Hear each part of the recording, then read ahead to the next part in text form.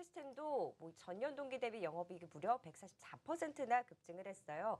이미 시장에서 뭐 실적에 대한 기대감이 컸는데 과연 이것이 시장 기대치에 부합하는지 여부도 좀 주목이 되고 있는 것 같아요. AP 시스템은 뭐 절대적으로 봤을 때 실적이 굉장히 잘 나올 것 같은데 시장 평가는 어떻게 나올 것으로 보고 계세요? 네, 우선 예상치로 비교한다 그러면 예상치보다는 조금 부진하게는 아, 나왔습니다. 네, 그런가요? 예상치보다는 조금 낮게 나왔었는데 워낙에 이제 전년 동기 대비 그리고 전분기 대비해서는 나쁘지 않았던 실적이었고 사실 에피시스템 같은 경우에는 1분기가 예상치와 다르게 적자가 나왔었고요. 2분기 같은 경우에는 나름 또 괜찮게 나오고 3분기까지 좋아지고 있는 상황이기 때문에 추세는 이어가고 있다고 보시면 될 것 같습니다. 예상했던 것보다 많이 적게 나온 것이 아니라 소폭 줄었다라는 것은 뭐 예상치에 부합했다라고 볼 수 있을 것 같고요. 아무래도 4분기까지 이제 실적이 좋아질 것이고 특히나 2017년도가 기대가 되는 상황들이기 때문에 현재 뭐 실적 같은 경우에 당장 주가에 영향을 미치기보다는 흐름을 그대로 이어가는 모습이라고 보시면 될 것 같습니다. 네, 다음으로 영업무역 살펴보도록 하겠습니다. 반면에 영업무역은 부진한 실적을 발표하면서 외국인과 기관의 동반 매도 속에 급락세가 연출이 됐습니다. 네. 신저가까지 경신하고 있는데요. 향후 흐름은 어떻게 전망을 해볼 수 있을까요? 네, 우선 겨울이 오는데 사실 영업무역 생각하면은 노스페이스 따뜻한 옷을 입어야 된다 네. 생각하는데 투자자들은 지금 상당히 추운 겨울을 보내고 있는 것 같습니다. 지난주에 제가 FNF를 말씀드릴 때 디스커버리 이야기를 드렸었던 상황들이었는데 사실 등산복 관련해서는 지금 추세가 많이 떨어지고 있는 상황입니다. 이것을 가장 절실히 보여줬던 것이 전일 영업무역의 주가였고 또한 어닝 쇼크였다라는 겁니다. 3분기 실적이 예상치보다 상당히 저조했다라는 건데요. 예상 영업이익보다 200억 원 이상 줄어들었다라는 것은 큰 충격을 받았었다라는 것이 되겠고요. 최악의 시나리오가 나왔다라는 뉴스가 나올 정도로 상당히 부정적인 이야기들이 많이 나오고 있습니다. 사실 2011년, 2012년 등골 브레이커라고 해가지고 우리 중고등학생들이 계급에 따라서 노스페이스 점퍼를 입고 다녔고요. 1년 뒤에는 아버님들이 그것을 입고 회사에 다니는 참 웃기지도 않는 그런 모습들을 볼 수 있었던 상황들이었습니다. 이렇게 했던 영업무역 같은 경우가 지금 실적이 주춤했다라는 것은 그만큼 영업무역에 잘 치고 나갔던 것이 경쟁이 심화되면서 업계에 좀 어려운 점들이 있었지 않았나라고 볼 수 있을 것 같은데요. 주력 사업 우리 OEM에서 좀 부진했다라는 거였습니다. 업황의 불황이 성장에 좀 저조함을 나타냈다라고 보시면 될 것 같고요. 거기다가 바이어들의 단가 하락을 좀 많이 받았다라고 보시면 될 것 같습니다. 그리고 또 자전거 브랜드인데요. 프리미엄 자전거 브랜드 스캇이 사실 예상치보다가는 지금 나쁘지 않았다라는 건데 영업이익은 역시나 적자는 나왔습니다.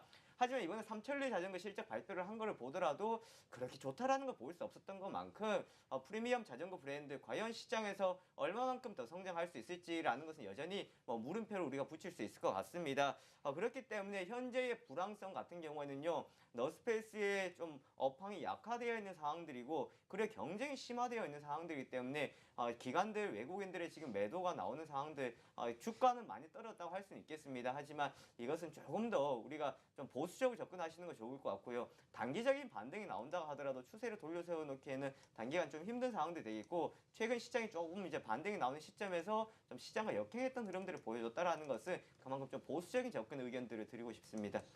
네, 영업무역이 한때 잘 나갔던 앞서 말씀드린 대로 패딩 상품이 상당히 잘 팔리면서 또 많이 관심을 모았었습니다만은 당분간은 쉽지 않다라는 전망을 해주셨습니다.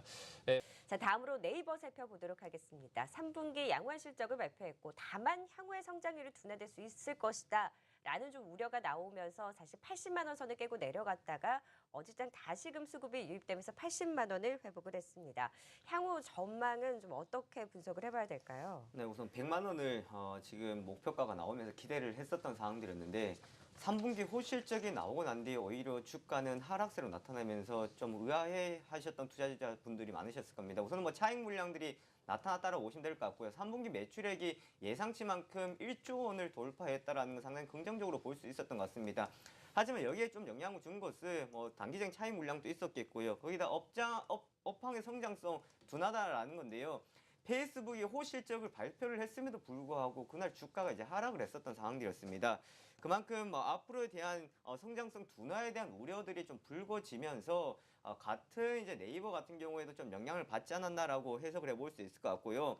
그리고 이때 밝혔던 것이 실적 발표하면서 밝혔던 부분 중에서 광고 매출 성장률의 둔화가 전망이 된다라고 이날 밝혔었던 상황들이었습니다. 사실 이것이 조금 더 투자 심리에 영향을 주지 않았나라고 볼 수 있을 것 같은데요.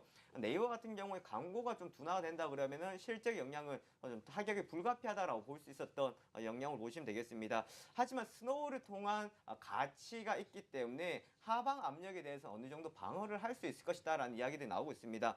스노우의 가치는 현재는 뭐 2조 원 이상대를 육박하고 있다라고 이야기를 하고 있는 상황들인데요. 그만큼 고평가에 대한 우려를 좀 지울 수 있지 않겠나라고 볼 수 있는 것 같습니다. 또한 네이버의 최대 장점은 여러 가지 수익성이 다변화다라고 보시면 될 것 같은데요.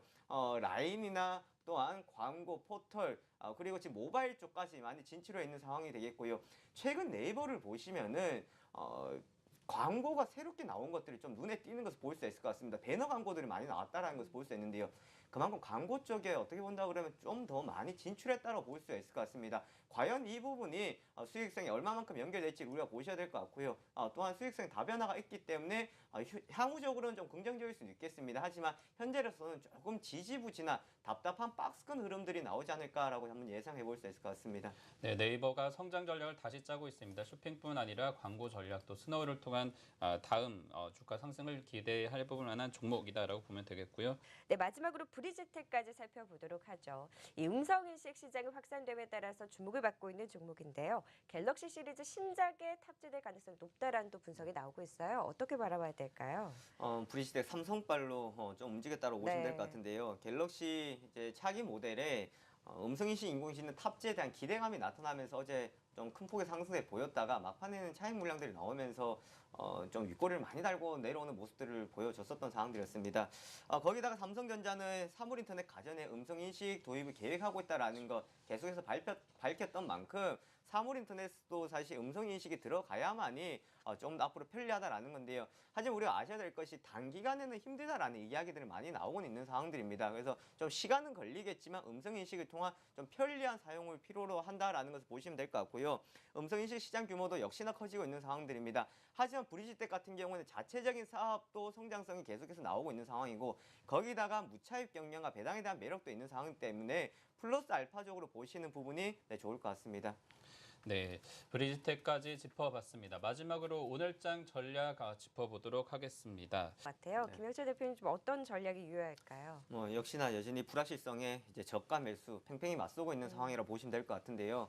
우선 옵션 만기를 또 앞두고 있는 상황입니다. 사실 지금 옵션 만기에 대해서는 크게 부각이 되고 있지 않은데 지금까지 이제 나왔던 사항들을 보신다 그러면 옵션 만기일 이전에 외국인들이 선물에서 매도가 나오고 현물에서 매도가 나간다라고 항상 매달마다 말씀드렸던 상황들인데 지금 역시 또 비슷한 상황입니다. 그렇다 그러면 미국의 대선도 있는 상황이고 우리나라의 정치적인 불안도 있는 상황이지만 이번 주 목요일 옵션 만기일까지 이후에 또 흐름들을 보시는 것이 올 하반기 마지막 이제 전략으로 보시면 될 것 같겠고요.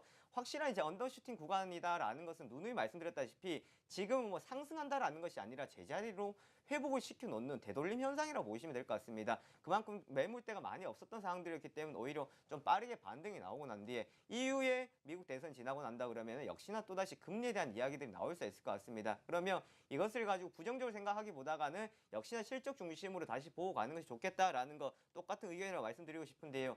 11월 중순부터 국민연금의 자금 집행 이제 이루어질 수 있을 것이다. 그리고 반도체, OLED, 전기차 관련주도 쪽에서 최근 시장이 조금 반등 나오면서 같이 나오고 있는 상황들이기 때문에 이런 업종군에 우리가 좀 관심을 가지고 접근하시는 전략이 좋을 것 같습니다. 네, 두 분 다 공통적으로 반도체, OLED 디스플레이 장비주 중심으로 관심을 가져보자라는 전략까지 세워주셨습니다.